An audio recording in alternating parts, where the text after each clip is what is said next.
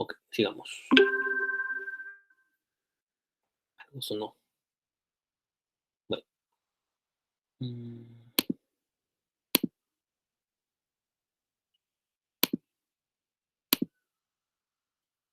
Ok, continuemos por acá. Dolor suprapúbico, fiebre, escalofríos intensos, dolor a palpación superficial y profunda hipogástreo, apetito hiporexia, frecuencia respiratoria 33, temperatura 38, ruidos cardíacos discretamente arrítmicos y bradicárdidos, crepitantes, escasos e inconstantes en ambas bases pulmonares.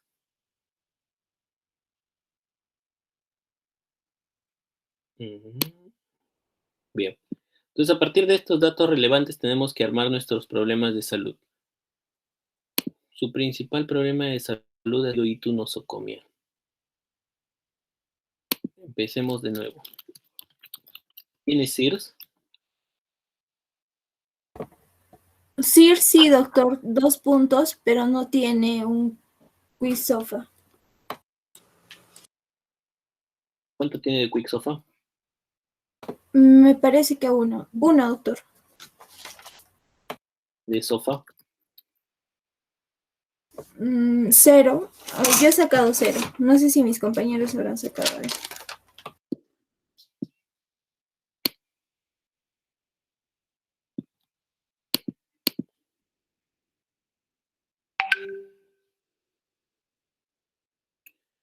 Miren, la saturación está un poco baja, ¿no? 92, confío 21. Este paciente ya debe tener una presión arterial de oxígeno menor de 80, ¿no? Como les dije, si la saturación está menor de 94, 94 es más o menos 80 en el AGA.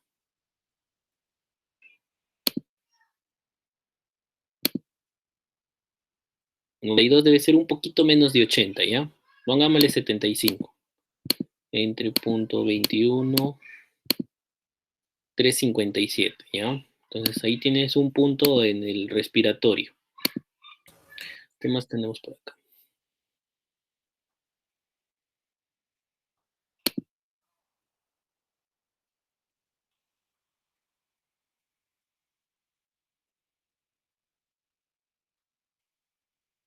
Doctor, creo que solo sería un punto porque el resto tendríamos que pedir del laboratorio.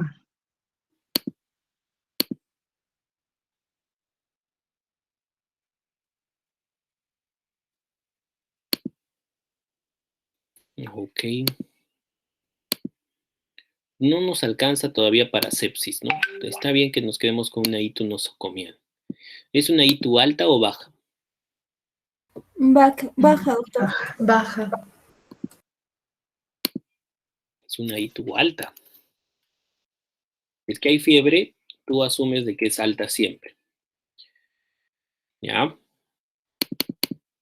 Entonces, normalmente una ITU nosotros lo dividimos como baja y alta porque las opciones de tratamiento para una ITU baja son distintas que las de una ITU alta, ¿no? Por lo general, en una ITU alta necesitamos antibióticos que no solo alcancen buenas concentraciones en orina, sino que también lleguen al parénquima renal. Mientras que en las cistitis bajas, como la mucosa urotelial de la vejiga es un tejido prácticamente impermeable, solo necesitamos buenas concentraciones de antibióticos en orina, ¿no? Entonces, ¿qué antibióticos nos dan esas facultades? Amikacina, ciprofloxacino, nitrofurantoína y fosfomicina, ¿no? Y estas dos últimas son la piedra angular del tratamiento de las cistitis, ¿no? De las itus bajas. Pero ¿cuál es su problema de estas dos últimas? De que no penetran parénquima renal. Aquí también los que penetran bien es trimetoprim sulfamethoxazol. Todos estos, cipro, trimetoprim sulfa y amica, en algún modo también entran al parénquima renal, o sea, también te podrías usarlas para una ITU alta. Sin embargo, nitrofurantoína y fosfomicina no penetran al parénquima renal. Alcanzan muy buenas concentraciones, mucho más altas que estos otros antibióticos en la orina. Son antisépticos urinarios, pero solo lo vamos a poder usar en caso de cistitis, ¿ya? Que no llega al parénquima renal. La ventaja de nitrofurantoína y fosfomicina es de que la mayoría de bacterias, incluyendo los gérmenes BLE, que son los más difíciles de tratar en infecciones urinarias, mantienen sensibilidad a la nitrofurantoína y a la fosfomicina. Y, por ejemplo, fosfomicina es un fármaco muy fácil de usar porque podemos usar un sobre como monodosis en algunas infecciones urinarias y nada más, o podemos usar un sobre cada 72 horas por 3 dosis y con eso logramos un control de al menos el 80% de todas las ITUs. A esto debemos siempre distinguir una ITU baja de una ITU alta. Entonces, ¿qué signos nos pueden ayudar a distinguir una ITU alta? Signos de ITU alta. Doctor, tengo una duda. Dímelo. No podríamos descartar una ITU alta porque también, bueno, en lo que nos pasó salía de que la maniobra puño percusión lumbar era negativa. Ya. Podría, y por eso descartábamos que sea Sí. alta, pero no sé si sea lo suficiente como para poderlo descartar. Ya.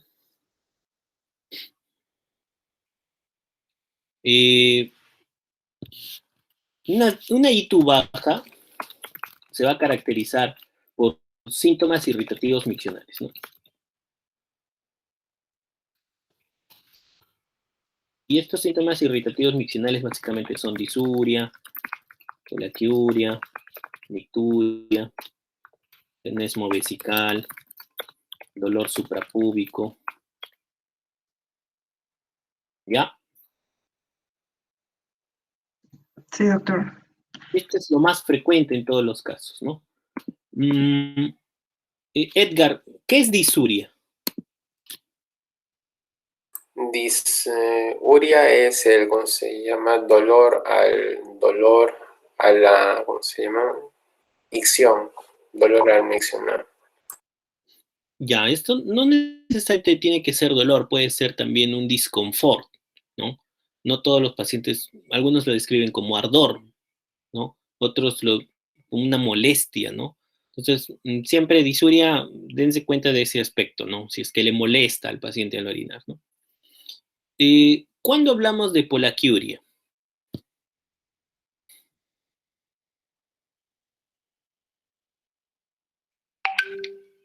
Camila. Ya, doctor.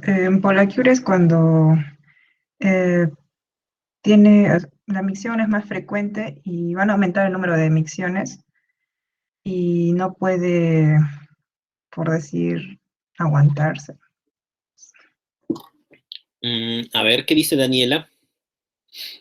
Va a haber un aumento en el volumen urinario que va a ser superior a 1.500 mililitros en 24 horas.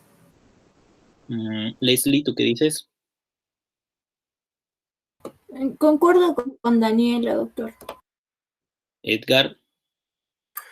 Es cuando hay ¿cómo se llama? Aumento en el número en la, ¿cómo se llama? Frecuencia de orinar. Es cuando o sea, el volumen no aumenta, pero sí la, ¿cómo se llama? Frecuencia en la que sucede la micción. Exacto, ¿no? Entonces, eso es, ¿no? Es un aumento en la frecuencia. Disuria, hablamos de dolor o disconfort al miccionar. Puede ser al inicio de la micción, al medio de la micción o al final de la micción, ¿no? Polaquiuria, hablamos de un aumento en la frecuencia, pero no del volumen. Por lo general hablamos de polaquiuria cuando una persona orina más de 8 veces al día. Lo que ustedes están hablando de volumen se llama poliuria. Poliuria, ¿no? Que es cuando tú orinas más de 3 litros, ¿no? Liguria, ¿cuándo es oliguria, Camila? Cuando disminuye la cantidad al miccionar. ¿Cuánto? Menor de 50 mililitros. 500, menor de 100. Daniela. Era la emisión escasa de orina y era menor de 400 mililitros en 24 horas. Más o menos es eso, ¿no? Por lo general decimos 500 o una micción de menos de 0.5 mililitros por kilo por hora, ¿no? Anuria, hablamos de una micción, algunos dicen 50, otros dicen 100 mililitros, ¿no? O que no orine nada. Esto de aquí son síntomas de ITU, ¿ya? No son síntomas de ITU. Lo que son síntomas de ITU es disuria o laquiuria. Es nicturia, Leslie. Ya es el aumento de la frecuencia de las micciones, pero por la noche. ¿Cuánto?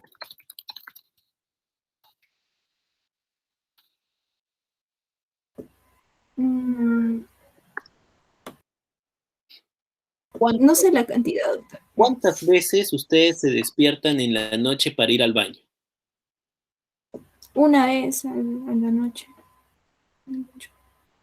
¿Qué dice el doctor? Depende, doctor. O sea, en mi caso, si tomo bastante agua, sí, una vez, pero si no, no, hasta el día Exacto, siguiente. exacto, ¿no? O sea, por lo general, la mayoría de nosotros podemos contener la orina por lo menos la noche, ¿no?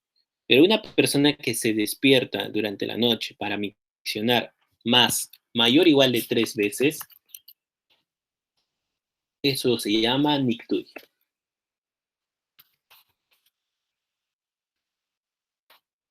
Recuerdan que les pedí definiciones, ¿no? Entonces, estos sí son competencias que deben conocer. Ustedes ya llevaron semiología. Tenesmo vesical. ¿Qué es tenesmo vesical? Edgar. Serían las ganas constantes de ir luego de haber hecho la micción. O sea, luego de que acabe de miccionar, sigue como se va teniendo esas como una, ¿cómo se llama? Como que le falta acabar de miccionar. Entonces, el tenemo vesical es un síntoma subjetivo, ¿no? Entonces, es una sensación de pujo o la necesidad de pujar para evacuar toda la orina. El paciente orina y siente que todavía tiene orina, ¿no? Y puja para poder eliminar esa orina y por lo general salen solo gotas, ¿no? Entonces, ustedes siempre le tienen que preguntar al paciente, ¿tiene síntomas irritativos miccionales que son disconfort al orinar, alguna molestia al orinar? No. ¿Usted orina cuántas veces al día? 6, normal, ¿no? ¿Usted en la noche se despierta para orinar? Sí, doctor, solo 1 o 2 veces cuando tomo mucha agua.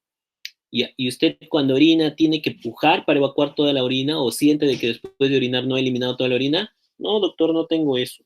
Entonces, no son síntomas irritativos miccionales, ¿no? Acá algunos pacientes también hacen urgencia miccional, ¿no? ¿Qué es la urgencia miccional, Daniela?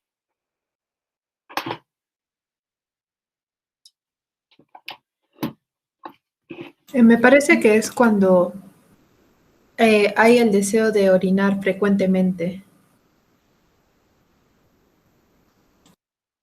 Camila, ¿tú qué opinas?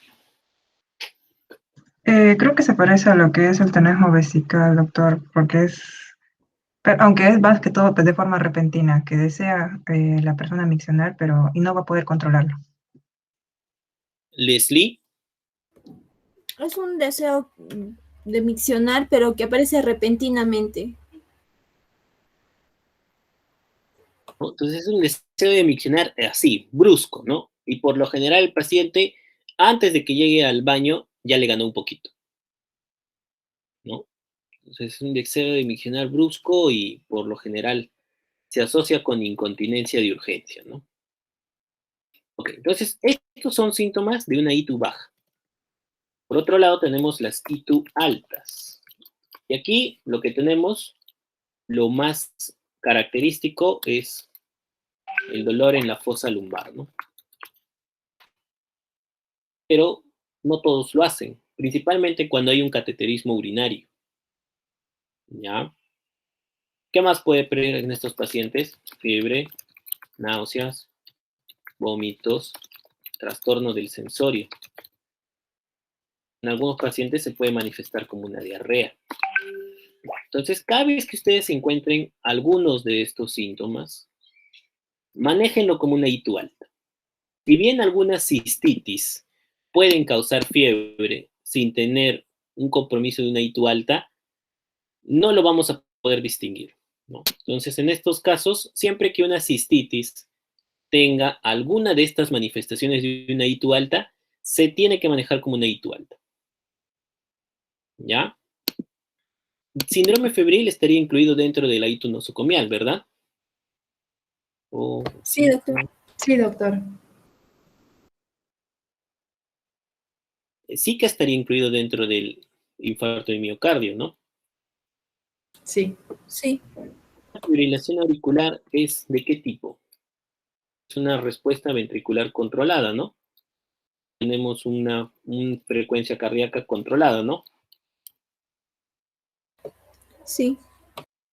Ok. Entonces, siempre que ustedes tengan una fibrilación auricular, hay que ver, primero en el infarto, ya, todo me lo están clasificando, ¿no? ITU nosocomial, ya dijimos que es una ITU alta, ¿no? ¿Es una ITU complicada o no complicada?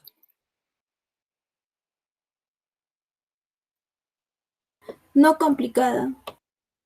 Camila, ¿tú qué opinas? Doctor, creo que todavía no se podría clasificar porque nos faltarían datos. Ya, Daniela, ¿tú qué opinas?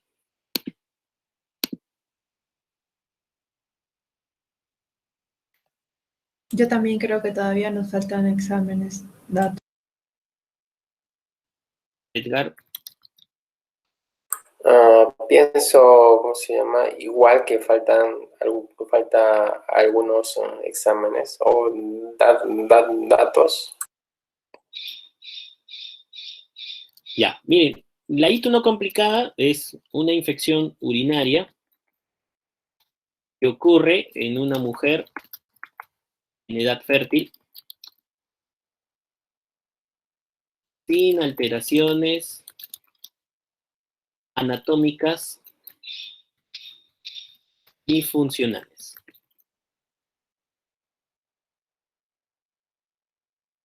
Todo lo demás es complicado.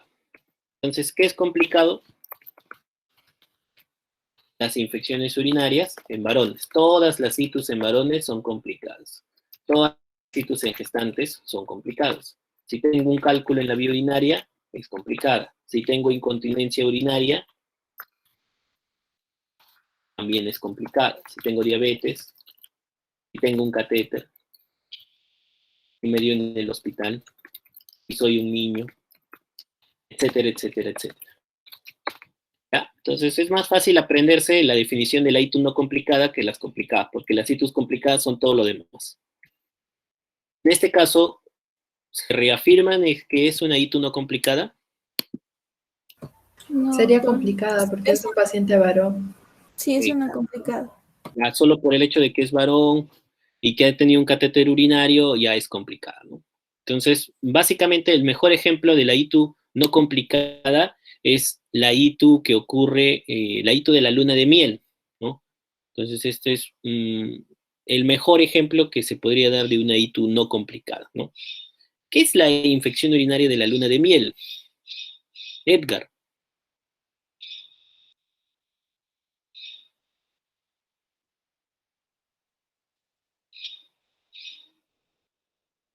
Edgar, no me dejes esperando. Doctor, es que no, ¿cómo se llama? Tengo ahora el dato exacto. No te preocupes, Edgar. Esto es para aprender, ¿no? Si no sabes, dime no sé. ¿Alguien de ustedes sabe? Doctor, ¿son micciones dolorosas que se producen cada vez que se tienen relaciones sexuales? Es una infección urinaria, pero es una cistitis, ¿bien? Que ocurre después del acto sexual, ¿no? Entonces se le conocía como luna de miel porque antes las mujeres mantenían la virginidad hasta ese entonces, ¿no? Y se le conoció así en la antigüedad y eso no ha cambiado, ¿no? Entonces, ese es el mejor ejemplo de una ITU no complicada, ¿no? Una mujer en edad fértil, por lo general, la mujer en edad fértil no tiene ninguna alteración ni funcional ni anatómica de su vía urinaria, no está embarazada, y por lo general es el primer episodio de infección urinaria que tienen las mujeres, ¿no? Se asocia con el acto sexual. Todo lo demás sería una ITU complicada, ¿no? Si es que es recurrente, todas las recurrentes son complicadas. Ahora, ya que estamos en este aspecto, hablemos un poco sobre qué es reinfección versus recurrencia. ¿Qué es reinfección?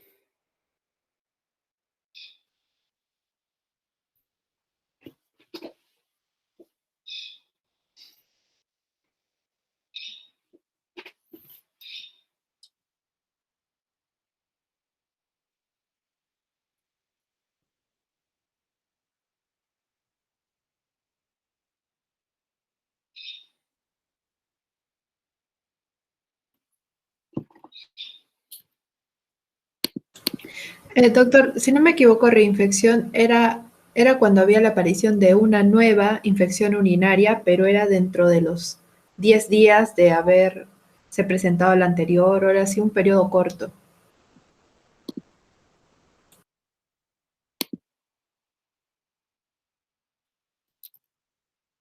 Reinfección es cuando ocurre una infección por el mismo bicho. Y recurrencia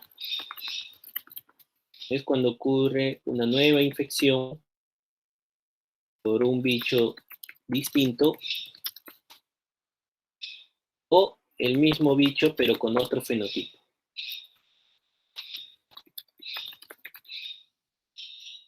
Prácticamente reinfección quiere decirte de que te volviste a infectar por la misma bacteria, ¿no?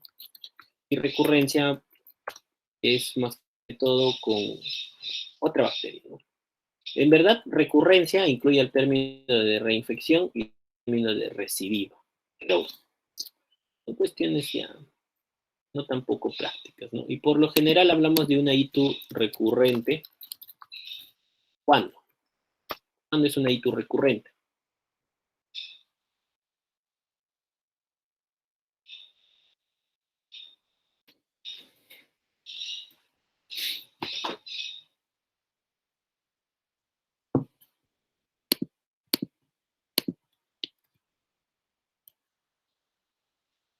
Dos o más episodios en 6 meses o 3 episodios en un año. Eso es una ITU recurrente, ¿ya? ¿El señor tiene una ITU recurrente o no? No, doctor, según sus antecedentes, no. Ok. Bien, entonces, bueno, hizo un infarto de miocardio, una fibrilación auricular, la taquipnia, ¿por qué estaría pasando?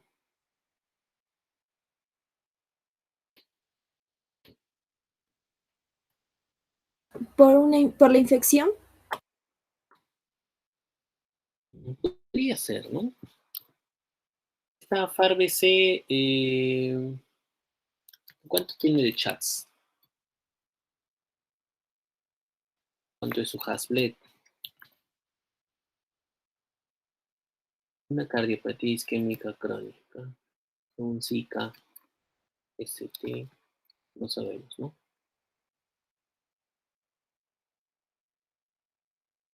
Tampoco sabemos.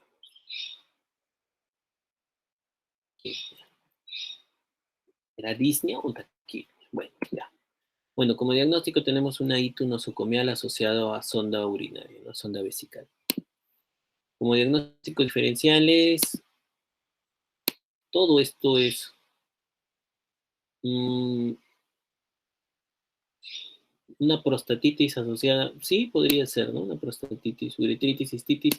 Esto como que ya dijimos que por la fiebre no va. Pielonefritis sí, prostatitis asociada a cateterismo urinario puede suceder. Una infección intrahospitalaria asociada a catéter venoso central, aterosclerosis, cáncer de próstata me parece que sí no va. Aterosclerosis me la hacen por la parte de cardíaco, ¿no? Tenía crepitantes y taquipnia, ¿no? Creo que sí es una... hay que descartar una neumonía, ¿no? Sí, doctor. Ok, dentro de los análisis que vamos a pedir, nitrato úrico. Uria es bioquímico, ¿ya? Los electrolitos también es bioquímico. Hemograma BCG, glucosa, urea, creatinina, colesterol total, HDL, LDL, triglicéridos. Aquí siempre recuerden que el más malo de los malos es el LDL, ¿no? Y colesterol total. Perfil hepático, ya, un EKG, por supuesto, imagenología, ecografía de qué. De abdomen. Acá ustedes pueden ver vía urinaria, ¿no? Entonces, si ustedes me Doctor, piden... sí. Sí, dime. Ah, Dime, sí, dime. eso era. No, quería decir ecografía de renal y vías urinarias. ¿No? Sí, un examen, por supuesto. Tenemos que ser específicos con lo que pedimos porque hay ecografías abdominales totales, pero la ecografía abdominal total incluye renal y vías urinarias, hígado y vías biliares, de cuadrante inferior, ¿no? Etcétera, ¿no? Entonces, por lo general, siempre pedimos lo más específico posible. Urocultivo, por supuesto, un dosaje de procalcitonina y PCR cuantitativo. ¿Qué nos faltó aquí? Una plaquita de tórax, ¿no? Ya. Y tenemos este tratamiento inicial. Ustedes no me ponen esto, ¿ah? Ustedes me ponen así. 1. Posición Fowler. Dieta normoproteica y sin exceso de sodio. Ya. Ustedes no le pueden poner así. Bueno, podrían, ¿ya? Pero lo ideal es de que ustedes pongan... Hiposódica, doctor. Primero, sí, pero lo ideal es de que ustedes le digan cuánto, ¿no? Por ejemplo, ya, le vamos a dar dieta. ¿Cuánto de volumen tiene que recibir este paciente?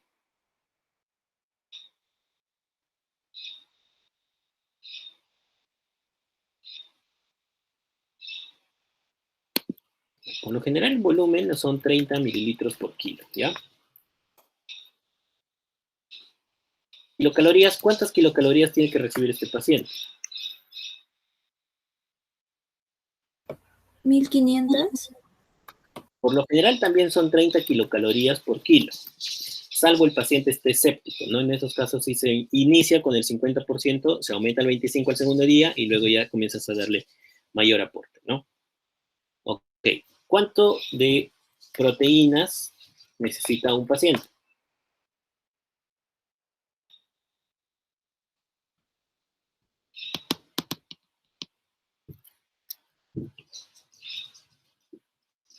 Normalmente damos 1 gramo por kilo de proteínas, ¿ya? En un paciente renal o en pacientes hepatópatas no podemos dar muchas proteínas porque les puede hacer daño, ¿no? Principalmente el amonio en el caso de los hepatópatas y en los renales no debemos usar muchas proteínas, ¿no? Entonces en esos casos sí usamos menos de 0.8 por kilo. Un paciente que se dializa, por ejemplo, en diálisis peritoneal, ellos necesitan dieta hiperproteica, ¿no? O en un paciente desnutrido o en pacientes que tienen patología pulmonar, necesitan una concentración más alta de proteínas, ¿no? Entonces, por ejemplo, yo en los pacientes con COVID tenemos que usar proteínas algo de 1.2 a 1.5 por kilo, gramos por kilo, ¿no? Entonces, nos dijeron cuánto pesa este paciente. Sí, doctor, 66 kilos. Sería 1980 kilocalorías. 66 kilos pesa. Sí, doctor. Sí, Ya, 66 kilos. Por 30, eso es 6 por 3, 1800 más o menos, ¿no? Bueno, 1900. 1980 sería. esto es de 25 a 30. Kilocalorías también es, en promedio son 30, se puede dar más incluso. Empezaremos con 1500, ¿ya? Vamos a dar 1500 kilocalorías, un poquito más, 1700 proteínas. ¿Cuánto tendríamos que darles? 60 gramos, 70 gramos. 30 gramos de proteínas. Carbohidratos. ¿Cuánto tiene que ser carbohidratos? ¿Alguno de ustedes va al gimnasio? Creo que nadie, doctor. No, No alcanza el tiempo. No tienen tiempo. Sí, sí, está bien. Bueno, normalmente de carbohidratos tenemos que consumir un 50 o un 60%, ¿ya? Entonces vamos a poner aquí el 50% del aporte calórico que sea carbohidrato, ¿ya? Y de grasas, normalmente, los lípidos son entre el 20 al 40% de tu aporte. Puede ser más incluso, ¿ya? En los pacientes con patología pulmonar, ellos necesitan lípidos, por ejemplo, ¿no? Ácidos grasos de cadena libre, ¿no? Pero en este caso, como es un paciente con hiperlipidemia, solo le vamos a dar 20% del aporte calórico, ¿ya? Lípidos, 20% de su aporte calórico. ¿Cuánto es una dieta normosódica?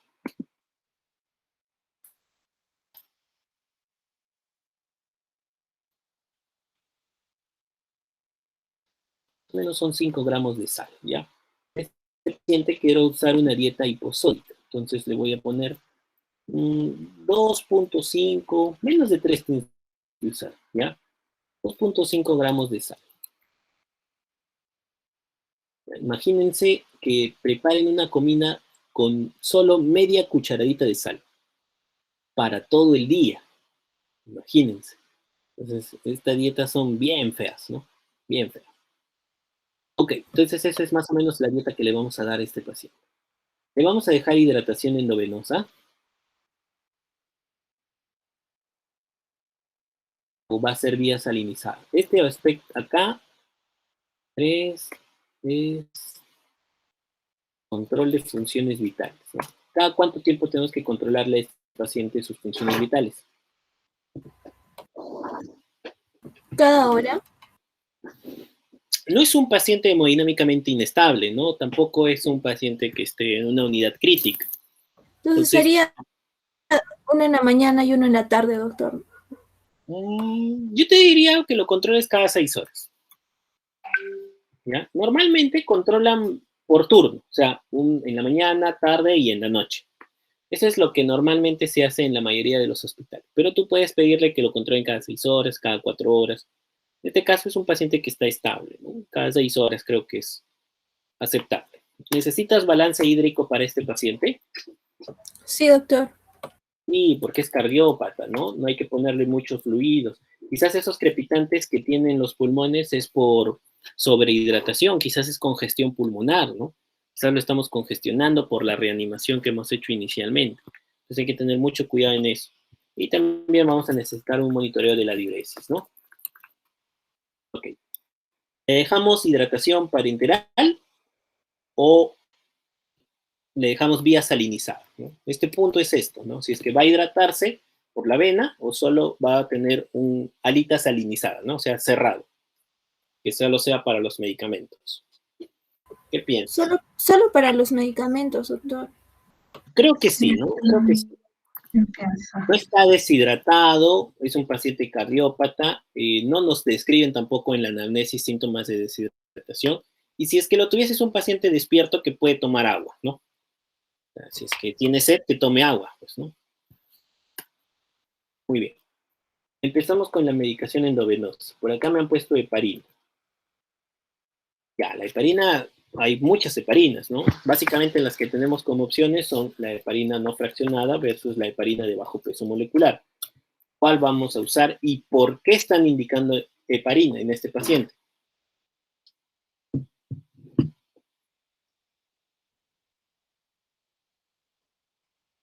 Para evitar la formación de coágulos, doctor. Ya, pero la heparina también, así como evita la formación de coágulos, también puede causar hemorragias, ¿no? O facilitar las mismas. Tiene sus indicaciones. ¿Cuál sería la indicación en este caso, en esta enfermedad?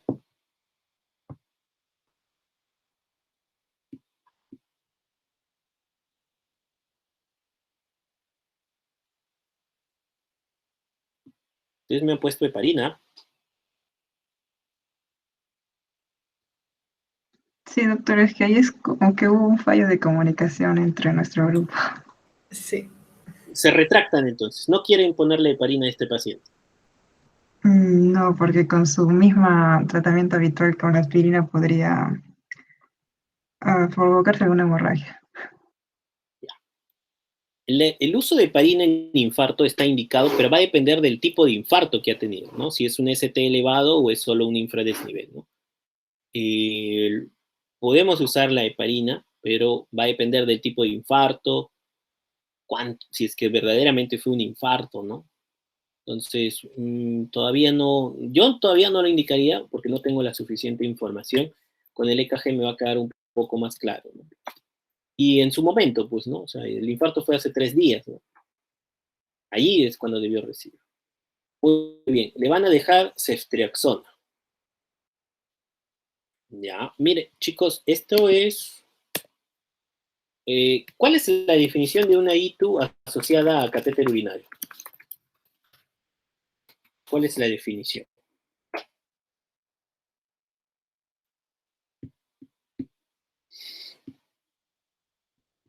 Doctor, vendría a ser una infección intrahospitalaria, por lo Ya, que ha sido adquirida dentro de la hospitalización que ha tenido el paciente. claro, es una ITU nosocomial, ¿no? ¿Cómo la definimos esta ITU nosocomial? ¿Cuánto tiempo tiene que ser después de colocarle la sonda para que tú digas que es una ITU asociada a catéter? Más de 2 días.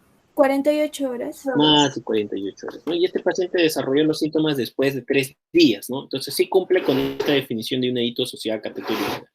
Ok, vamos a la microbiología. ¿Qué gérmenes producen una ITU asociada al catéter urinario? Edgar.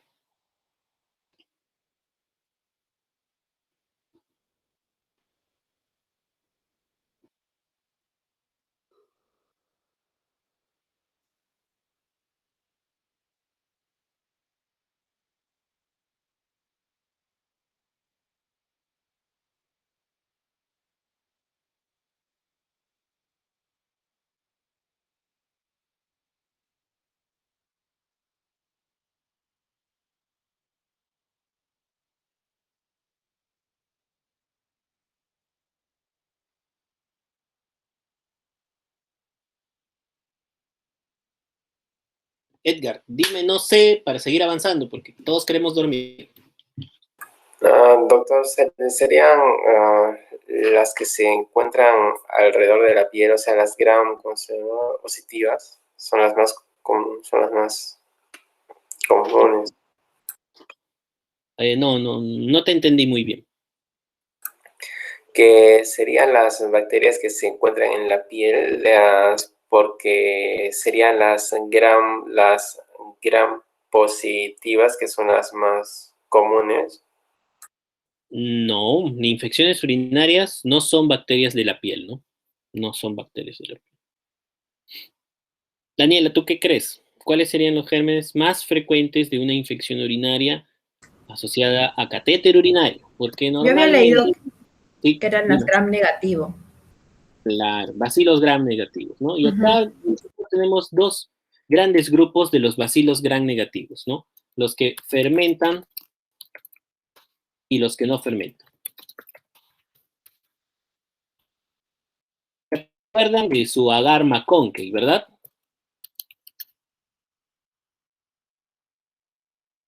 ¿Se acuerdan, no? ¿Era el rojito? Más o Exacto, menos, doctor. ¿no? Entonces vamos a ver un agar McConkey para recordar. Y aquí tenemos un agar McConkey, ¿no? Los que fermentan la lactosa se va a ver de color rosadito. Y los que no fermentan la lactosa se van a ver de este color amarillito, ¿no? Entonces, ¿quiénes son los que fermentan la lactosa? Los más frecuentes. E. coli, Klebsiella, Proteus, etc. Y tenemos los no fermentadores de lactosa. Y estos son los que más nos preocupan a nosotros, ¿no? Aquí tenemos a Pseudomonas, Acinetobacter, Stenotrofomonas, Burkholderia, etc. ¿no? Entonces, las bacterias que están en el hospital para todo tipo de infecciones, neumonía, infecciones, bacterias asociadas a catéter, infecciones urinarias, infecciones intraabdominales, estas son las que nos preocupan, ¿no? Estas de acá, no pinta. Los no fermentadores, ¿no? Y estos son lo que debemos cubrir en todo tipo de infecciones nosocomiales, ¿bien? Por lo general, en el ambiente comunitario no tenemos este tipo de bacterias no fermentadoras, pero en los hospitales sí, ¿ya? Entonces, todo lo que es de nosocomial hay que cubrir estas bacterias, ¿no? Muy bien. Entonces, la pregunta es, ¿ceftriaxona cubre estas bacterias? Sí, doctor. No. Ceftriaxona no cubre a ninguno de los no fermentadores. Creo ¿Ya? que tiene que usar de cuarta generación, cefalosporina de cuarta generación. Aquí puedes usar ceftazidima, que es la única cefalosporina de tercera generación que es antipseudomónica. Es una cefalosporina de tercera generación antipseudomónica. O cefalosporinas de cuarta generación, o inhibidores de beta-lactamasa mayores, como el pipetazo, o carbapenémicos. Bien. Y esto va a depender de tu microbiología local, ¿no? Por ejemplo, yo en mi hospital, la mayoría de bacterias, tanto fermentadoras como no fermentadoras, BLES, van a ser resistentes a ceftazidima y cefalosporinas de cuarta generación, ¿no? Entonces, generalmente lo que uso, si es que es una infección no tan grave, pipetazo, y si es que es una infección seria, carbapenémicos, ¿no? Y no todos los carbapenémicos, ¿no? Recuerdan los carbapenémicos conocidos como menores y mayores, ¿no? ¿Cuál es el carbapenémico menor? Daniela, Leslie, Camila, Edgar. Creo que era el imipenem. El carbapenémico menor es el ertapenem. Y los mayores son imipenem, meropenem, oripenem. ¿Ya? ¿Por qué es esta diferencia? Porque ertapenem no cubre a los no fermentadores. ¿Ya? Solo cubre bacilos gram negativos fermentadores, pero no a pseudomonas, no a cinetobacter, tampoco a Stenotrophoma, tampoco a Burkholderia. ¿Ya? Recuerden Sí, eso. doctor. Sí, doctor. ¿Ya? Entonces, tengo que darle un antibiótico que no sea, que cubra bacilos gram negativos no fermentadores y está estable, entonces yo le daría otro antibiótico, ¿no? Y lo otro es de que la dosis de ceftriaxona para gram negativos es de 2 gramos, no de 1 gramo. ¿Ya? Doctor, disculpe, una pregunta. ¿Y dónde podemos encontrar todo eso de las dosis, las vías y todo eso? Porque hemos llevado ya farmacología, pero la verdad es que no nos han enseñado lo de dosis o vías. Nos han mencionado el fármaco, mecanismo de acción, pero no eso de las dosis. Claro. Dentro de sus competencias de ustedes, ya es conocer dosis de medicamentos, presentaciones y dosis de medicamentos. En verdad, que se lo aprendan de memoria va a ser un poco difícil, va a seguirse con el tiempo, pero hay que hacer esa práctica, ¿no? Tratar de acostumbrarnos a eso. Eh, ¿Dónde podemos encontrar esto, no? Usted, bueno, hay algunas aplicaciones que son pagadas en internet, ¿no? Pero, a ver, déjenme ver. Sí, porque nuestros problemas son las dosis. No, no podemos. Solo nos enseñaron los fármacos, pero no las dosis. Ya.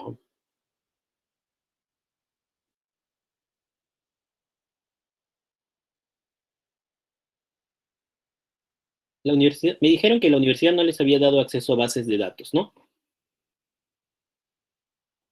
No hasta donde sabemos, doctor. De repente sí, pero no. no sabemos que nos hayan dado eso.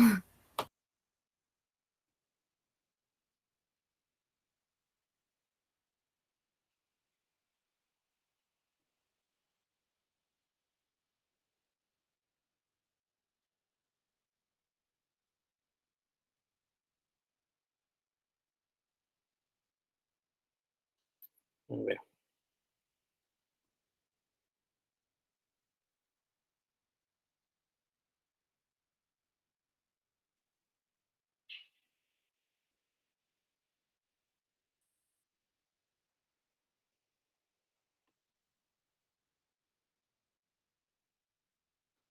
Ya. Una forma son las guías de práctica clínica, ¿no? Por ejemplo, pongo infección urinary guidelines. Pues encuentro distintas guías. Por ejemplo, ¿qué quiero? Esta guía del NSBI, ¿no? Una guía de práctica clínica de infección urinaria.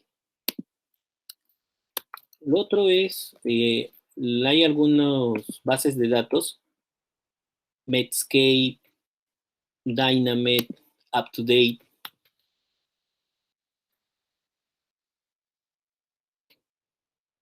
Les podrían ayudar. Por ejemplo, aquí vemos, esta es una página que es el Dynamed. Es pagado esto y es un poquito caro ya. Me pide suscripción.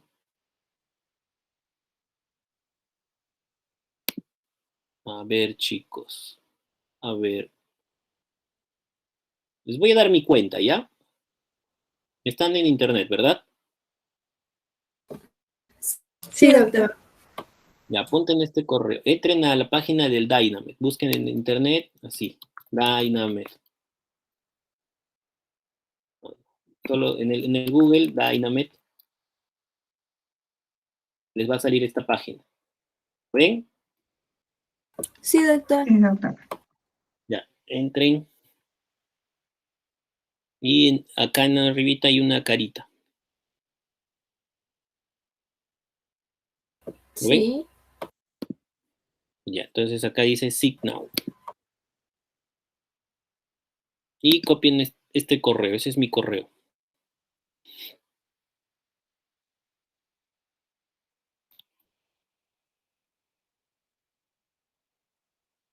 ¿Ya?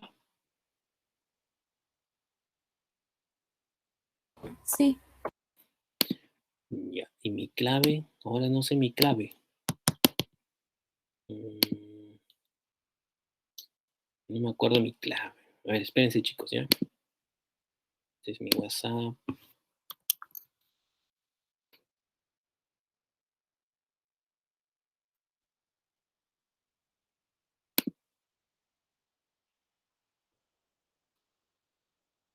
A ver.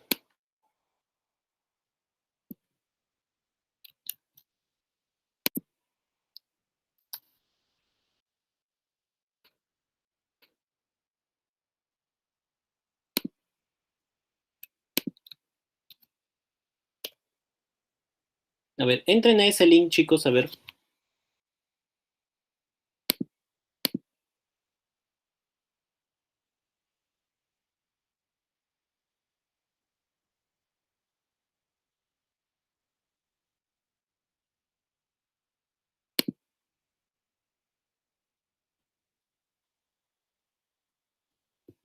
¿Están en esta página? Ah, doctor, me llevó un manual el link. Sí, en ese manual, Sí. acá dice, acceder vía salud, dice. Ah, ya, ya. ¿Sí? Ya. Sí, sí. Le das a Dynamed y pongan esa contraseña que les di. Les mandé al WhatsApp. Tacna Library 28.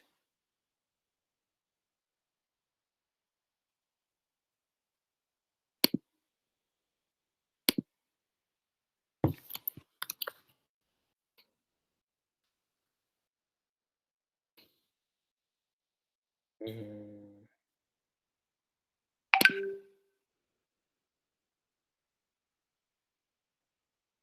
¿Puedo? No, no se pudo, doctor. A ver. No, yo tampoco puedo.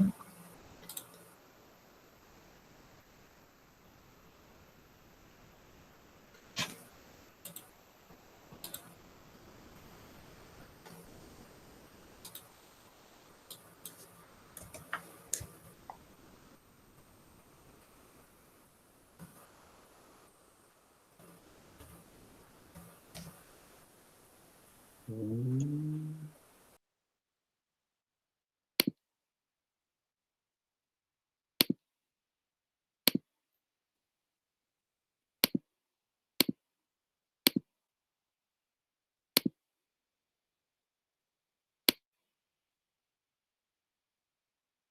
Ay, pero es library con mayúscula la primera y guión 28. ¿Sí lo han hecho?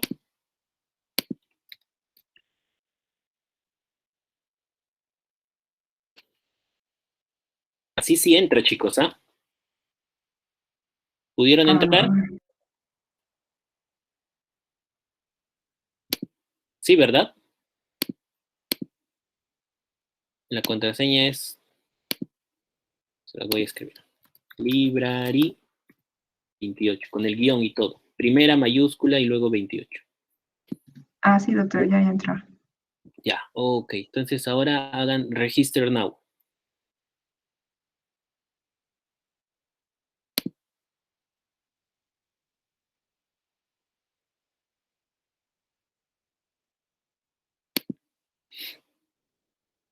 Y llenen todo.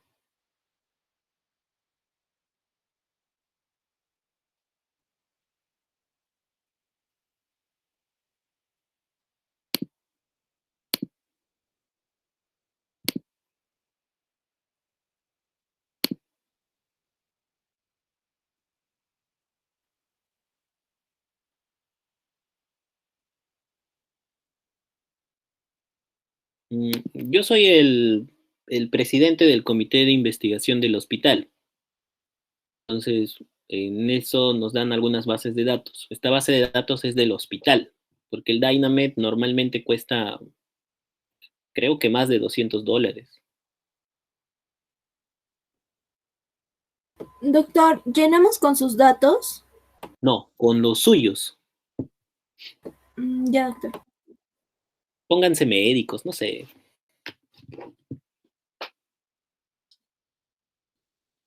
Eso sí, no digan que yo les pasé la clave, aunque está grabado.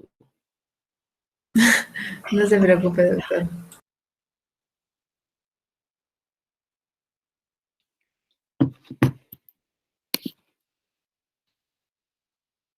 También pueden buscar en español, miren. Ahí está.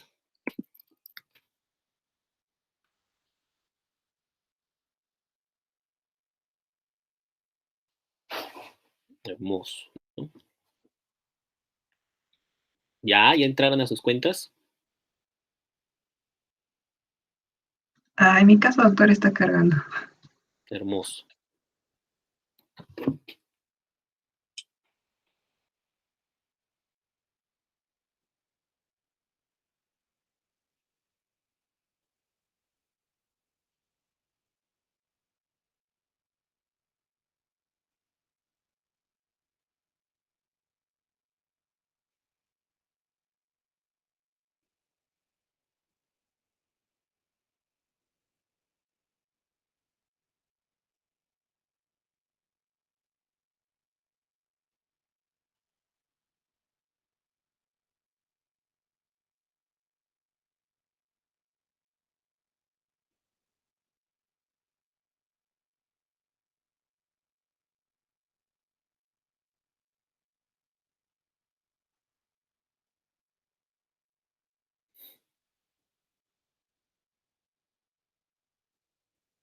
¿Pudieron?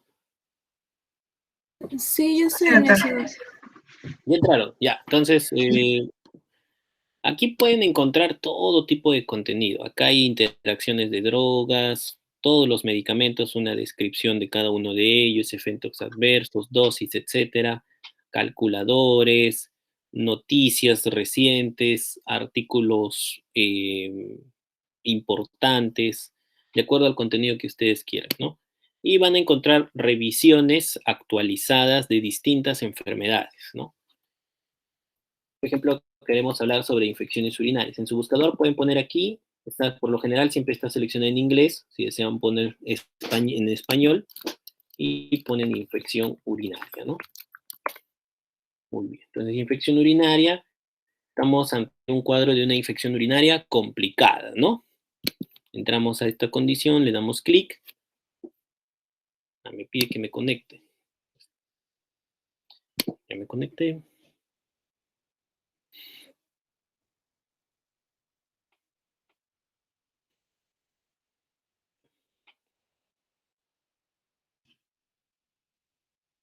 Y aquí van a encontrar primero una breve descripción de todo. Si es que tienen problemas con el inglés, pueden darle anti-clic y traducir al español. Y ya está todo en español traducido, ¿no? Entonces, acá algunas recomendaciones, más o menos definiciones puntuales, ¿no? Por ejemplo, cuando se define infección urinaria más de 10 a las 5, qué antibióticos hay que darles, ¿no? Te da la presentación y la forma de darle, ¿no? Las dosis, lo que ustedes me estaban preguntando, ¿no? Y luego tenemos ya, esto es el resumen, se podría decir, ¿no? Pero luego ya vemos información más específica, ¿no? Factores de riesgo, definiciones, te da algunos puntos prácticos importantes, te da referencias bibliográficas si es que quieres ampliar más tu información, ¿no? Y todos son artículos muy interesantes, ¿no? Por ejemplo, en epidemiología, mira, te dice la prevalencia de bacteriuria asintomática fue de 26% en mujeres con diabetes, ¿no? Y te da el artículo para que lo puedas revisar, incluso algunos detalles de este estudio, ¿no? Cómo se hizo el estudio. Es una herramienta muy, muy útil. A mí me gusta mucho, lo instalé en mi tablet. Ustedes también pueden instalarlo en su celular, es la aplicación también la pueden tener en su celular. Pueden descargar toda la base de datos y tenerlo sin necesidad de tener acceso a Internet y les va a sacar de puros muchas veces, ¿ya? Vamos al manejo, por ejemplo, ¿no? Y acá el manejo te dice toda la antibiótico-terapia que te sugieren estos pacientes, ¿no? En este caso, no solo tenemos una ITU nosocomial, sino que estamos ante una infección urinaria asociada a catéter, ¿no? Lo podemos buscar así, quizás si encontremos. Y miren, infección del tracto urinario asociada al catéter. Porque en esa ITU complicada te estaba todavía recomendando ciprofloxacino, ¿no? Entonces, en una ITU asociada al catéter el manejo es un poquito distinto. Vamos a administración, al manejo, y te da las pautas de algunas guías como la guía ITSA, ¿no? La guía europea, y te dicen cuánto tiempo hay que darle antibióticos, qué es lo que se recomienda. También nos va a dar algunas opciones de antibiótico terapia, ¿no? Va a depender siempre de la gravedad del paciente, los factores del huésped, de epidemiología local, microorganismos. Entonces, acá tenemos aquellos que tienen riesgo de tener organismos resistentes. ¿Quiénes son los que tienen factores de riesgo de organismos resistentes? Los que han recibido antibióticos previos, los que están hospitalizados, un cateterismo urinario. Entonces, estas serían las opciones que podríamos darle a estos pacientes. Como pueden ver, no está ceftriaxona, ¿no? Tendríamos estas opciones. En este caso, del caso clínico puntual que estábamos revisando, yo, como les dije, vamos a darle 4.5 gramos endovenoso cada 6 horas. Muy bien, chicos, les acabo de dar acceso a una base de datos que les va a ayudar durante toda su carrera. Así que lo mínimo que espero de ustedes es que lo lean y que cada caso clínico revisen esto, ¿no? Entonces, si bien la mayoría de información está en los libros, se van a dar cuenta de que esta base de datos te da información más resumida, más compacta, más actualizada incluso que los libros. Muy bien, sigamos, ¿no? Entonces, la ampolla, siempre cuando den una indicación, tienen que poner la presentación. Este es el nombre del medicamento, esta es la presentación del fármaco, y vamos a darle una ampolla endovenoso cada 6 horas. Yo doy cada 8 horas si quiero cubrir enterobacterias, doy cada 6 horas si quiero cubrir a pseudomonas, ¿no? ¿Qué más vamos a dar? Bueno, me dicen que aspirina. En miligramos viene la tableta. Y le voy a dar una tableta vía oral cada 24 horas. Torvastatina, ¿cuánto le voy a dar? Torvastatina para el infarto tiene que ser dosis de 40 a 80 miligramos, ¿no? 40 miligramos, una tableta vía oral cada 24 horas. No sé qué medicación habitual tomaba, sus antihipertensivos, ¿no? Igual, me lo tienen que escribir acá. Creo que tomaba diltiazem. Ácido acetil salicílico también. Ya. La aspirina es el ácido acetil salicílico. Sí, justo le iba a decir eso, pero pensé que me iba a corregir porque como la aspirina es el nombre del medicamento en sí. La aspirina es el nombre comercial. Claro. ¿Ya? Pero acá no ponemos nombres comerciales, acá ponemos el nombre de la fórmula farmacéutica, siempre, ¿ya? Nunca ponemos marcas. Está prohibido incluso, ¿ya? Ya, bueno, diltiazem, el resto de medicamentos no me acuerdo qué más usa, y algunos condicionantes. Losartán. Losartán, ¿no? Losartán, 50 miligramos, una tableta vía oral cada 12 horas. Y bueno, su metamizol, ¿no?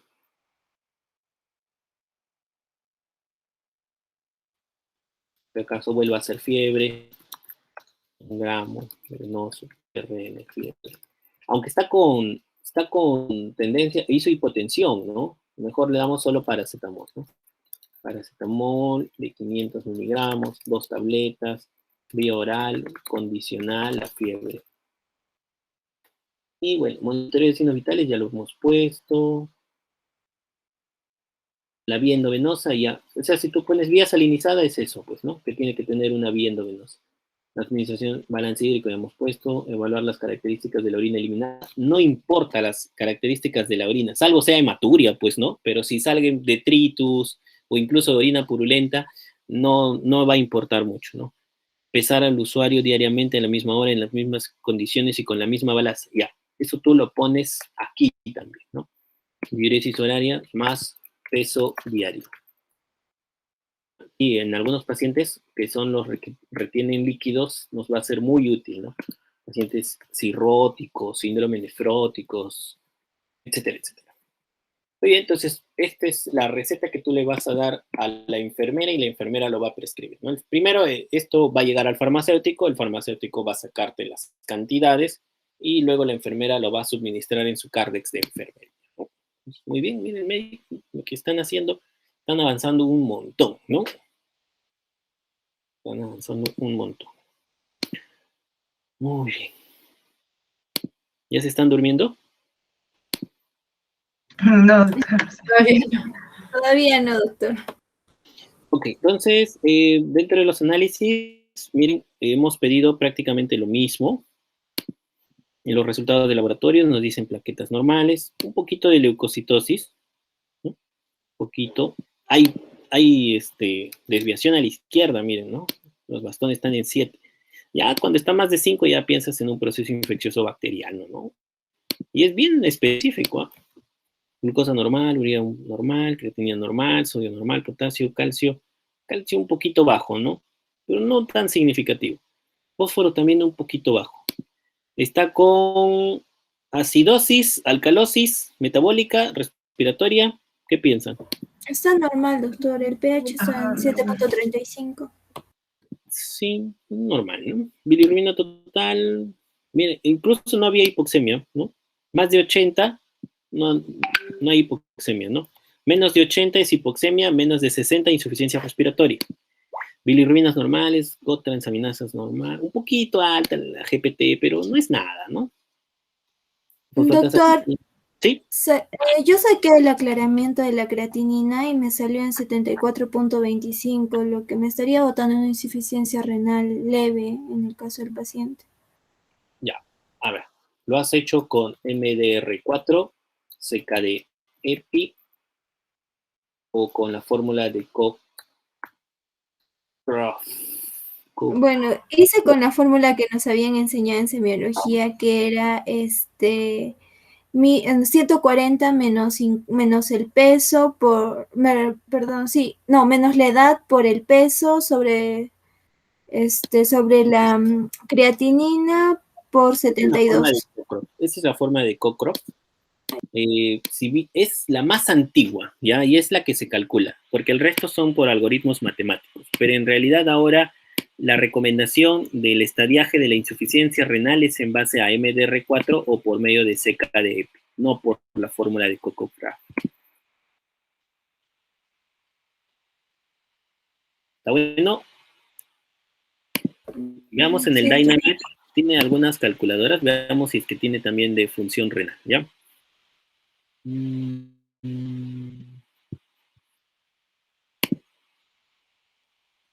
Índices de falla renal. Vamos a ver, clearance de creatinina, debe haber para cada uno. Clearance de creatinina.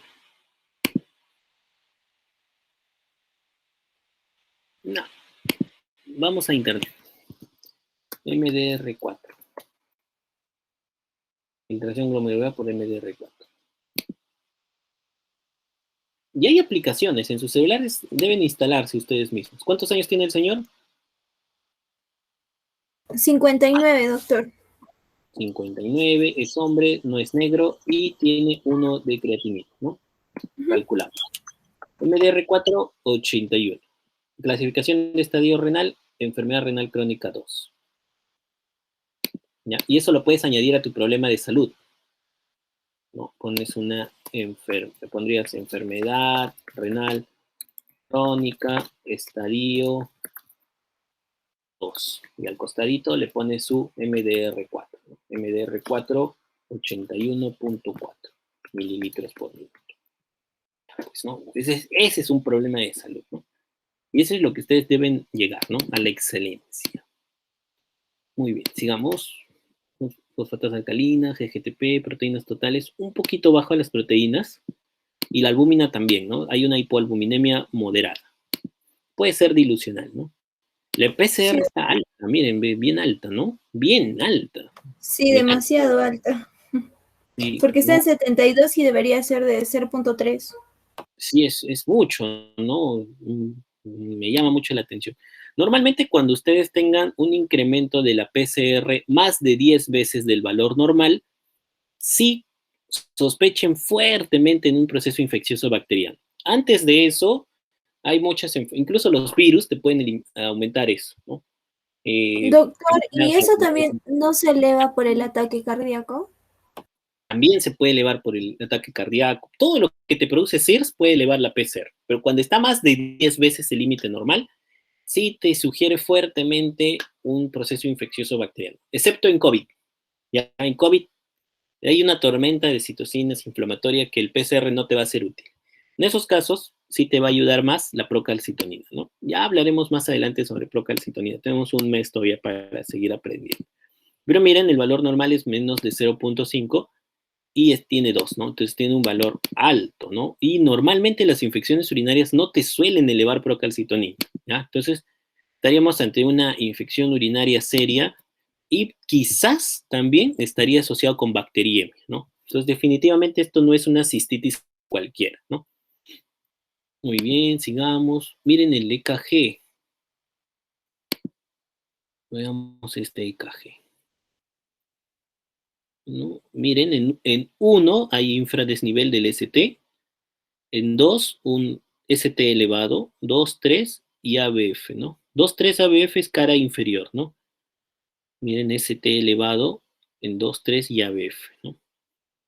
1 siempre se lee con el ABL, ¿no? Miren, el 1 hay ST bajo y en el ABL también ST bajo, ¿no? Esto es de cara lateral, ¿no? 1 ABL, cara lateral.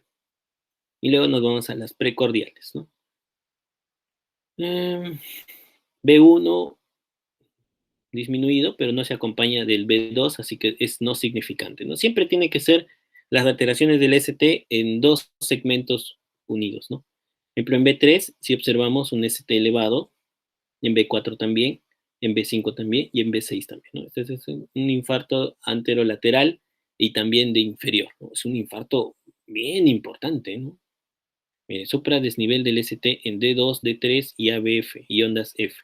Pero también hay ST elevado en B5, en B3, en B4, en B5 y en B6, ¿no? Ah, y las ondas F son las ondas de fibrilación auricular, ¿no? Miren, no vemos onda P, ¿no? No hay onda P. No hay onda P. Es consecuencia de una fibrilación auricular. Muy bien. El cardiólogo de planta y la vista del sedimento le indica amoxiclav, ¿no? Entonces, mala elección para una ITU nosocomial, ¿no? Amoxiclav no, de hecho va a ser resistente, ¿no? Le pide un neurocultivo y sale una Morganella morgani, que es resistente a la amoxi, pero es sensible a las cefalosporinas de tercera generación. Y en este momento el doctor le cambia a cefotaxima, que como les dije es igual a la ceftriaxona. ¿Recuerdan que hablamos en la clase anterior? Cefotaxima es la ceftriaxona, pero para que se elimina por el riñón, ¿no? Entonces, miren esta bacteria, Morganella morgani, una bacteria muy importante, ¿no? Entonces, hay un grupo, hay un mecanismo de resistencias que se llama AMSE, ¿no? AMSE. Veamos si por acá hay una imagen. No hay una imagen. Veamos si tengo unas diapositivas sobre eso. ¿No? Ah, ya. Les hablé acá de antibióticos en sepsis, ¿no?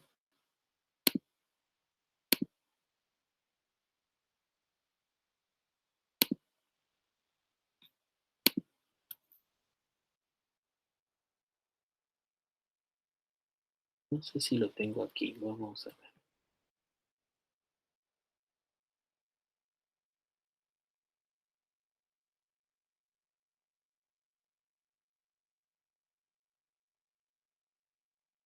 No, no lo tengo aquí. Veamos.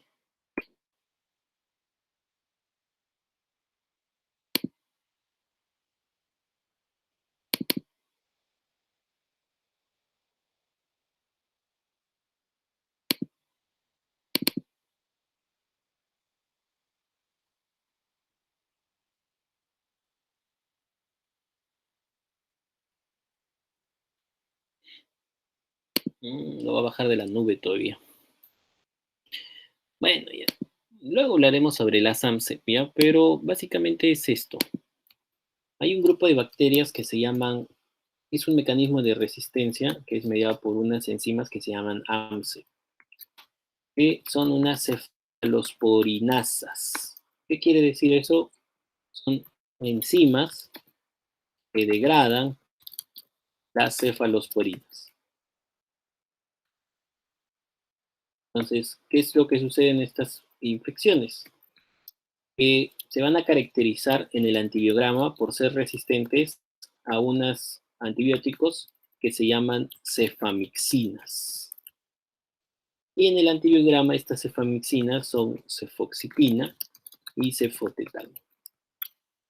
Este grupo de antimicrobianos, cefoxipina y cefotetán, son famosos porque son las únicas cefalosporinas que cubren anaerobios. Son las únicas, ¿ya? Ninguna otra cefalosporina cubre anaerobios. Y son cefalosporinas de segunda generación. Bueno, entonces, esto es lo que caracteriza a una AMSE. Resistencia a cefamixinas. Pueden ser sensibles a cefotaxima o ceftriaxona en el antibiograma.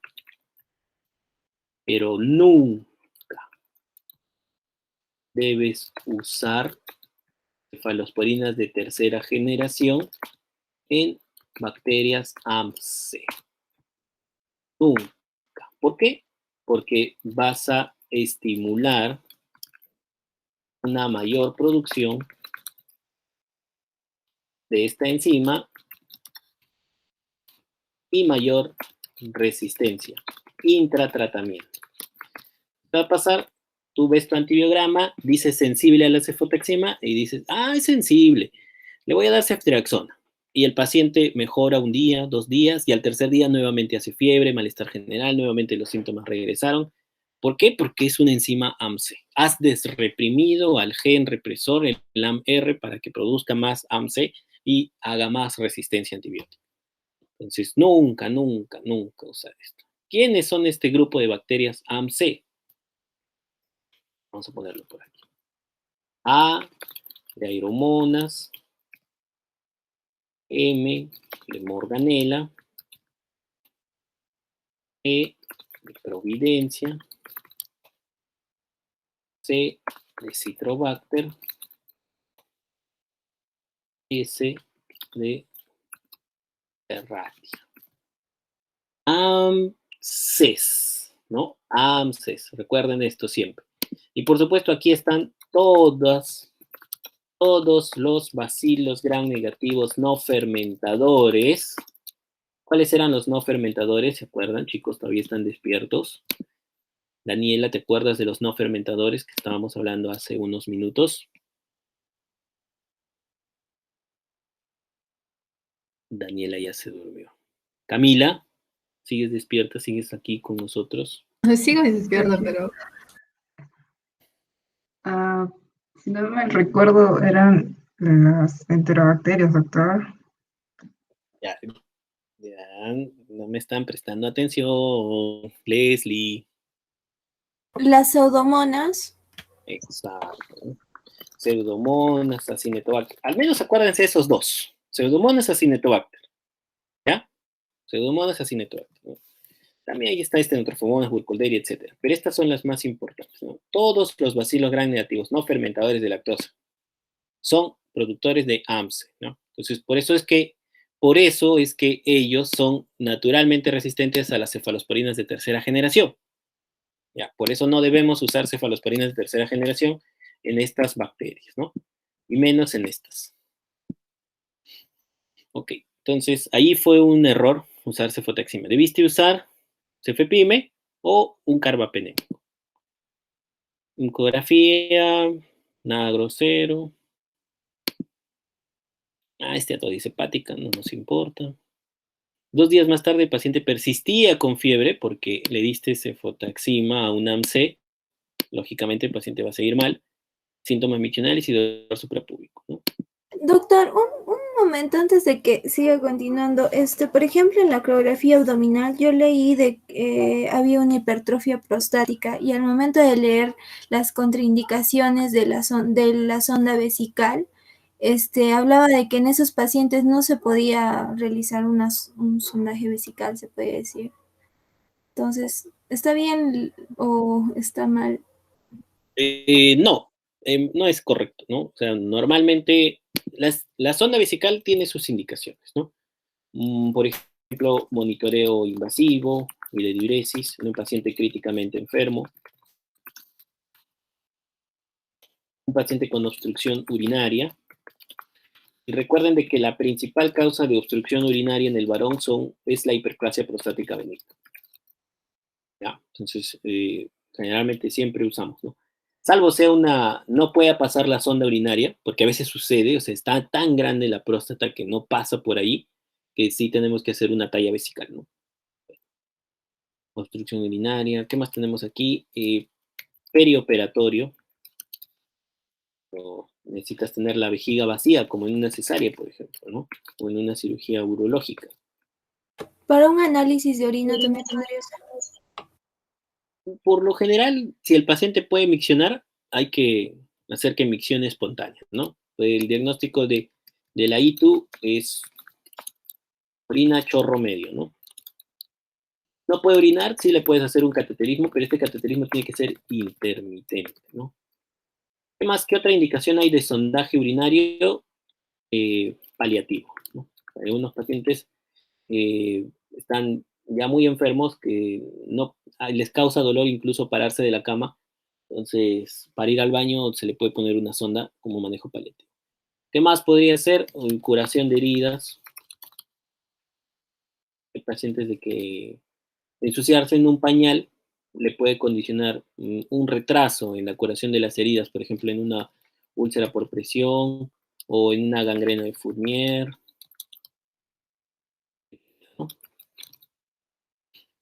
Doctor, ¿y cuánto es lo normal que debería estar una sonda vesical? Porque leí que era hasta 30 días, pero me parece que es mucho. La sonda vesical, uno idealmente debería hacer esta evaluación diariamente para retirarlo tan pronto sea posible. ¿Ya? Tan pronto sea posible, tú debes retirar la sonda. Por ejemplo, este paciente estaba con sonda vesical por el monitoreo invasivo cuando estuvo críticamente enfermo por por el infarto, ¿no? Probablemente él haya estado mejor hacia las 48 horas o 24 horas y en ese momento debieron retirarle el catéter urinario, ¿no? Creo que le retiraron a las 48 horas, ¿no? No especifica. Tercer día me parece que le retiraron, porque es cuando presentó. Entonces, mientras más pronto lo retires, mejor. Pero hay personas que viven con catéteres urinarios, ¿no?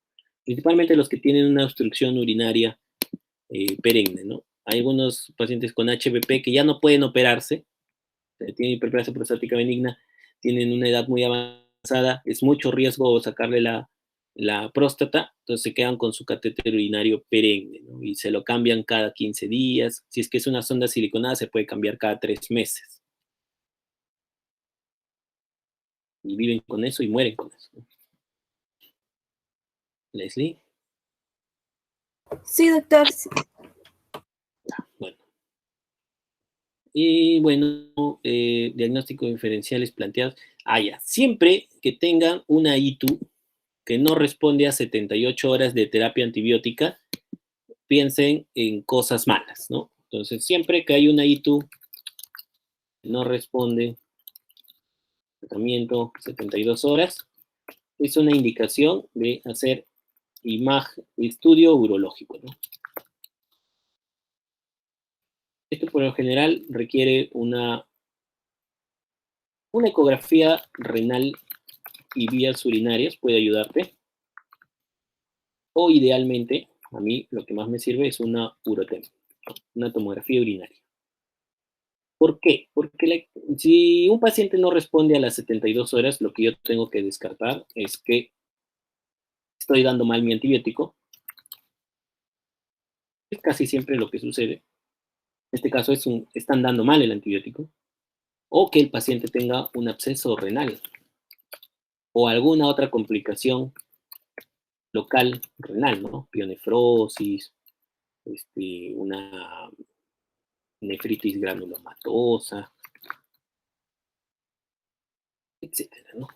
Doctor, entonces lo correcto sería, antes de dar la medicación para mi paciente, saber frente a qué bacteria me estoy enfrentando, ¿no? Y recién escoger el antibiótico, ¿correcto? Exacto, ¿no? Es lo que siempre queremos todos, pero lamentablemente los cultivos demoran. Ustedes han visto cuando llevan sus prácticas de microbiología, tomaban una muestra de orina y lo sembraban en medios de cultivo, ¿no?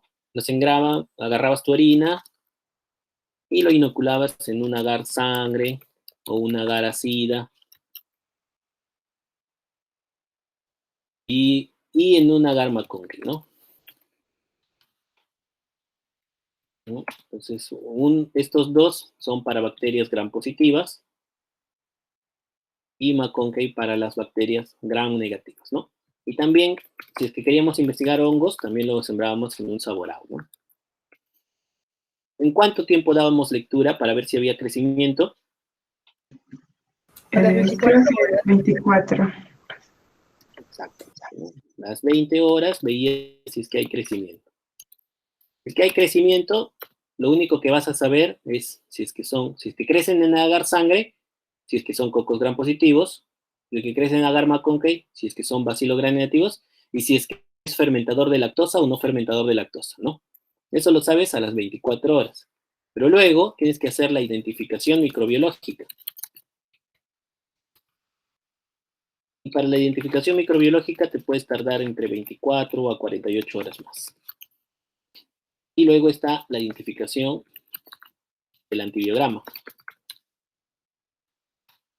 que puede tardar también otras 24 horas, ¿no? Acá te dicen, acá más o menos, por ejemplo, en el agar McConkey, te informan un bacilo gram negativo, lactosa positivo. Lactosa positivo quiere decir de que sí fermenta lactosa, ¿no? Lactosa negativo que no fermenta la lactosa. La identificación microbiológica te sale al segundo día y te dice que es una E. coli. La identificación microbiológica va a demorar 24 horas más y te va a decir E. coli ble. ¿Qué quiere decir eso? Resistente a cefalosporinas.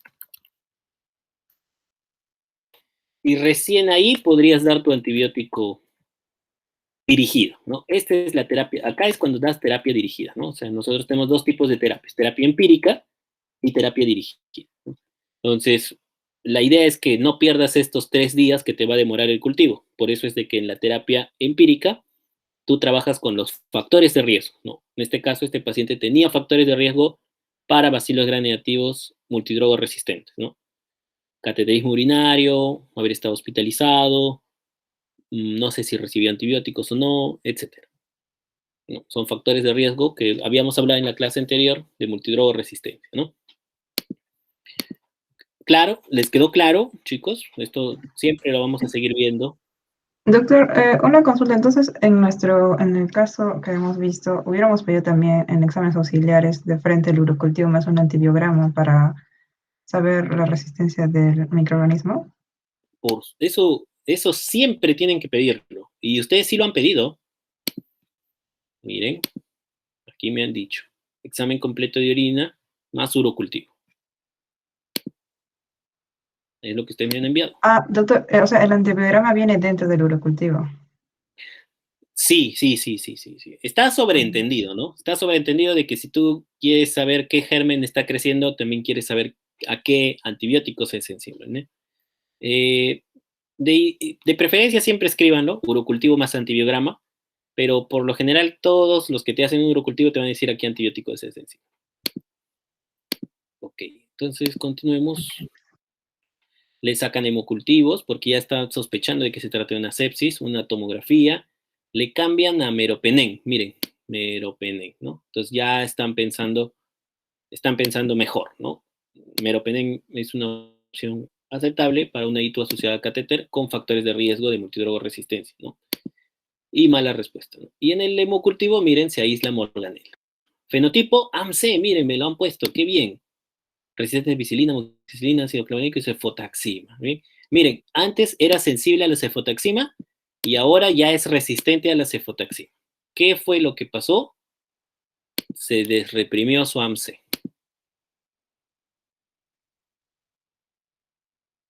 No se llegó a abrir, ¿no? Expo-Cap o Expometro.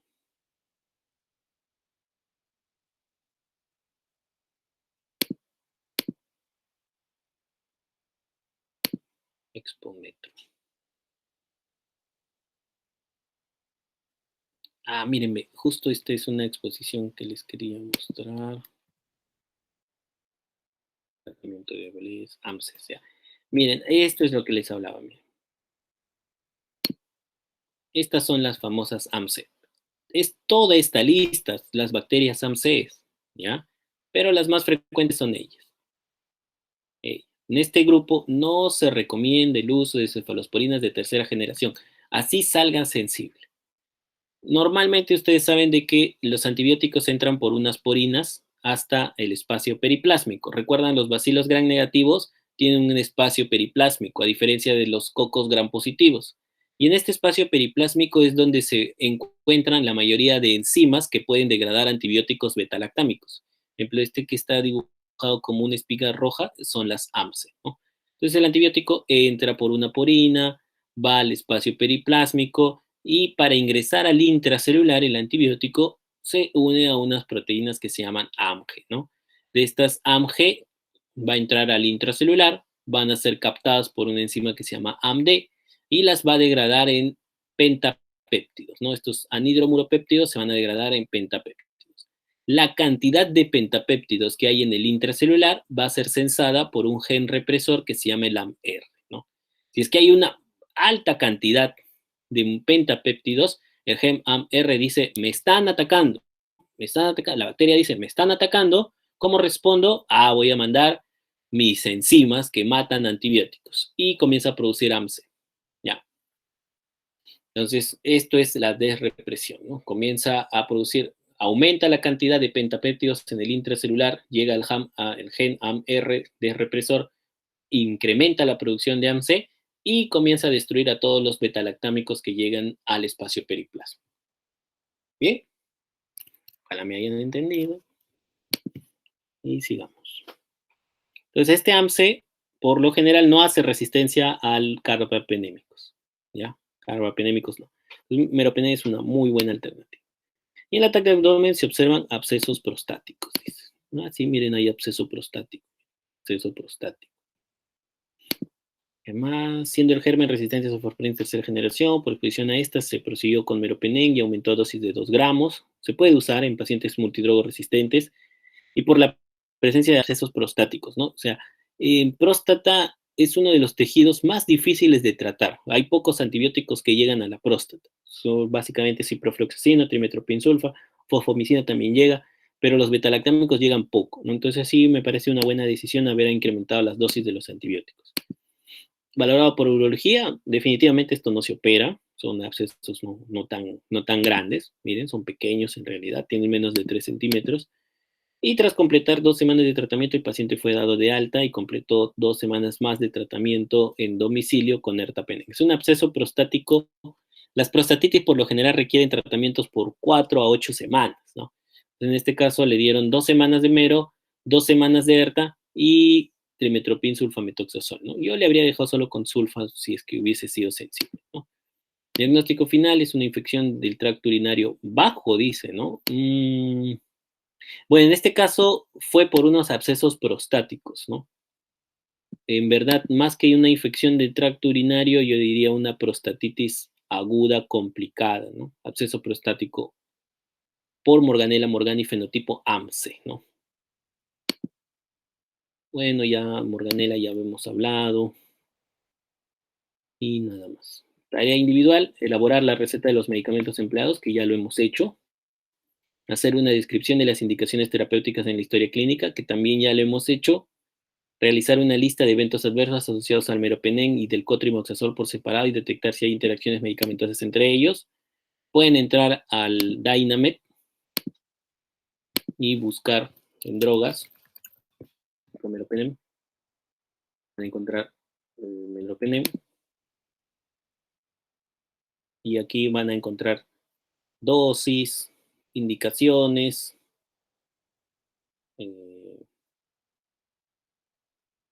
forma de administración, seguridad de los medicamentos, contraindicaciones, precauciones y efectos adversos, ¿no? Y aquí van a encontrar como comunes, como graves, etcétera, ¿no? Entonces, denle una revisada a esto, aquí en la misma página del Dynamed, y del cotrimoxazol, que el cotrimoxazol es el trimetoprim sulfamethoxazol, ¿no? Y elaborar un mensaje educativo para el personal sobre recomendaciones para evitar itus nosocomiales. La mejor indicación para evitar itus nosocomiales es poco expuesto. Hace poco expuse en un congreso de la Sociedad de Estudiantes de Medicina de Iquitos, de Loreto. Fue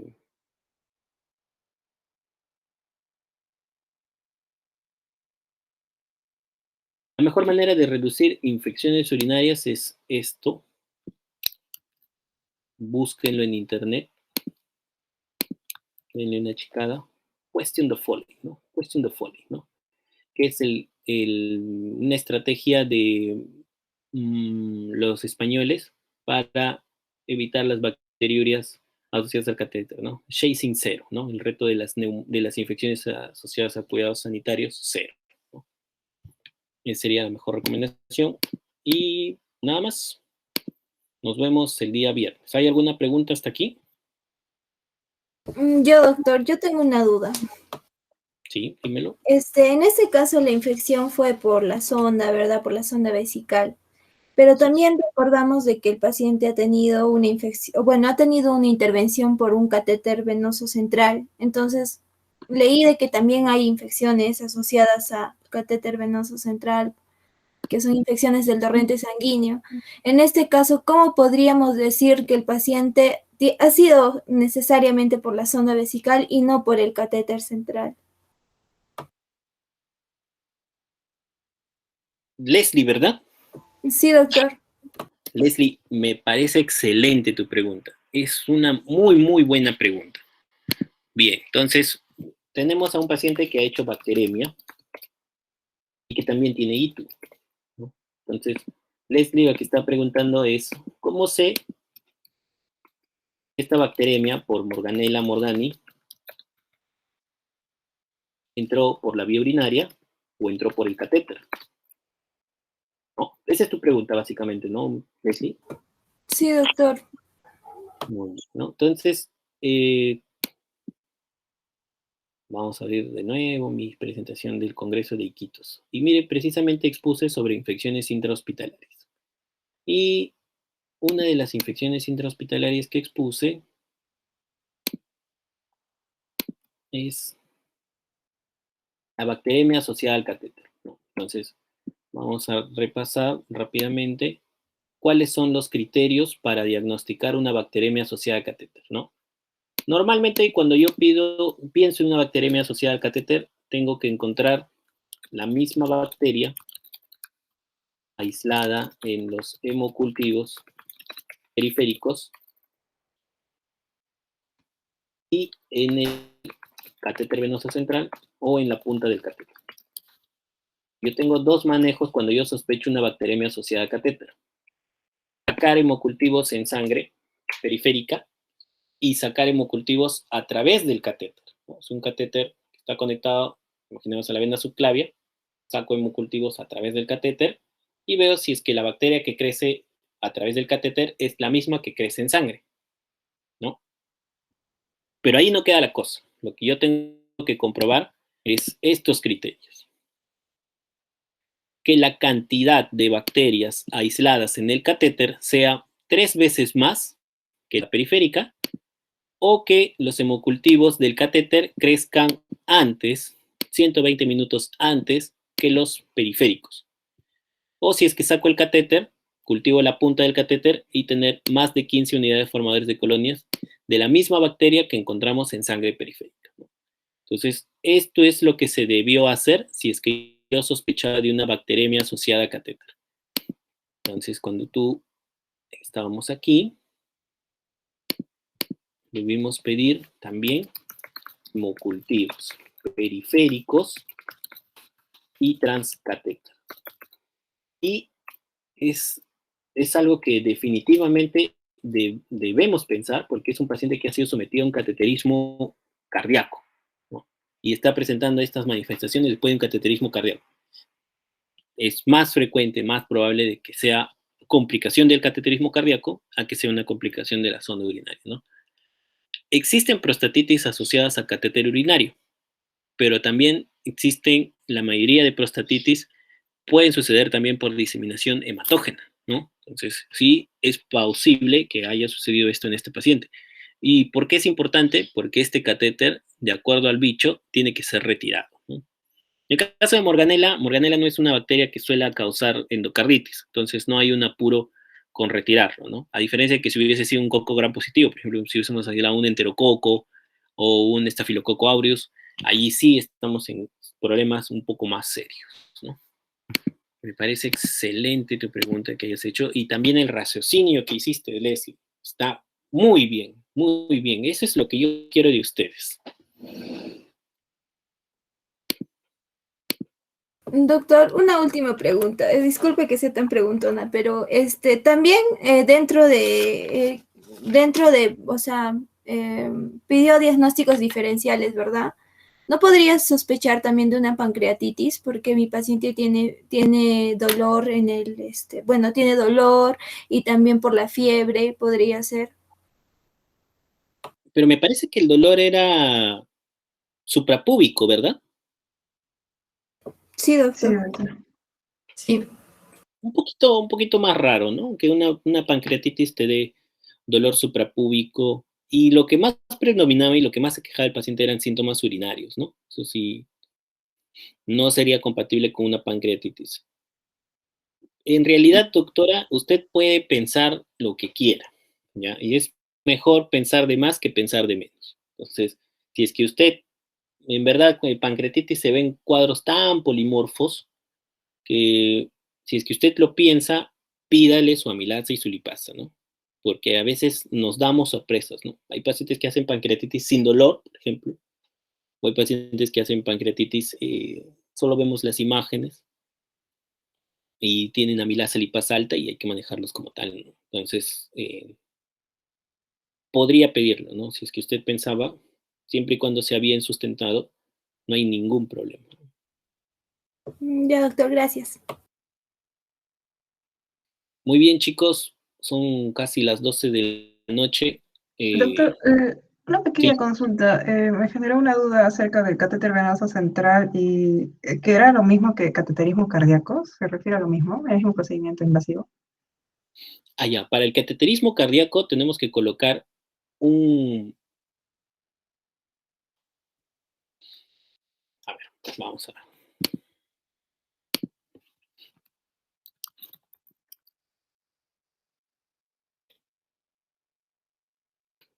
El catéter venoso central generalmente lo usamos para administrar medicamentos, ¿ya? Entonces es un catéter que va a una vena de gran calibre, ¿no? El cateterismo cardíaco es un procedimiento muy parecido, pero lo que vamos a hacer no es para suministrar un medicamento, sino lo que vamos a hacer es entrar a una vena de grueso calibre, que por lo general casi siempre es la vena femoral, y se va a ascender con una guía. Vas a entrar por la vena cava inferior o si no, distintas venas que tú puedas tener acceso, y con esta guía tú vas a hacer un procedimiento en los vasos del corazón, ¿no? En los vasos coronarios, ¿no? Puedes hacer la mayoría lo que hacen es dilatación con balón o una dilatación con malla. Por ejemplo, acá está con una angioplastía, ¿no? Una dilatación. Entras una aterosclerosis, metes tu catéter. Todo esto es guiado por el catéter femoral que pusiste, ¿no? Todo estás pasando una guía, ¿no? Pasando una guía, llegas hasta el vaso, dilatas o pones un stent, ¿no? Que es una estructura metálica, ¿no? Que también va a abrir este vaso que está estenosado casi siempre por aterosclerosis, ¿no? Entonces, es un procedimiento vascular, ¿no? Y también se pueden infectar, ¿no? Entonces, ¿cuál es la diferencia? De que uno permanece más tiempo, el catéter venoso central permanece más tiempo, y el cateterismo cardíaco es un procedimiento más rápido. Este catéter se retira después del procedimiento, tú dilatas el vaso y retiras todo, ¿no? Retiras la guía, retiras el catéter, haces compresión, haces hemostasia y queda ahí, ¿no? Pero durante este procedimiento también pueden entrar bacterias, ¿no? También podrían entrar bacterias. Y igual, ¿no? Tiene el mismo sustento y mismo mecanismo que los otros, ¿no? Claro, en este caso, no sé si este paciente tenía un catéter venoso central o no. No dice, ¿no? Ah, sí, Sí, doctor, sí, sí, no especifica, dice cateterismo cardíaco. Pero central no tenía. Porque usualmente un paciente que le hace un cateterismo cardíaco y se queda, doctor, hemodinámica, sí dice. claro, Dice en la ya. segunda, bueno, ahí especifica que había sondaje vesical y catéter venoso central.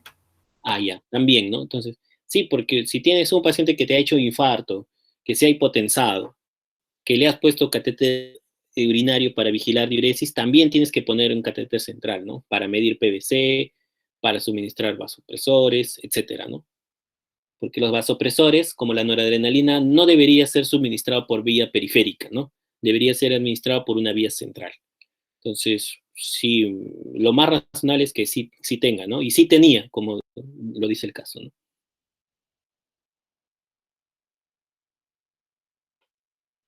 Ok, chicos, creo que Ok, doctor. estamos bien, estamos a buen ritmo, creo que estamos avanzando, ¿no? Sí, doctor. Bien, bien, bien. Muy bien, chicos, nos vemos el día viernes. Igual, ya saben, quiero de ustedes datos relevantes, problemas de salud, hipótesis diagnóstica, que conozcan el caso, que me presenten el caso de una manera corrida, confiados, tienen que agarrar confianza en ustedes, conocer su paciente y seguros de lo que van a sustentar. Ya tienen la clave del Dynamed, pueden revisar ahí los aspectos de las enfermedades que vamos a ir repasando y adelante, a seguir aprendiendo. Me gusta este grupo, me gusta. Sigamos así. Sí, doctor, disculpe, no sé si podría hacernos llegar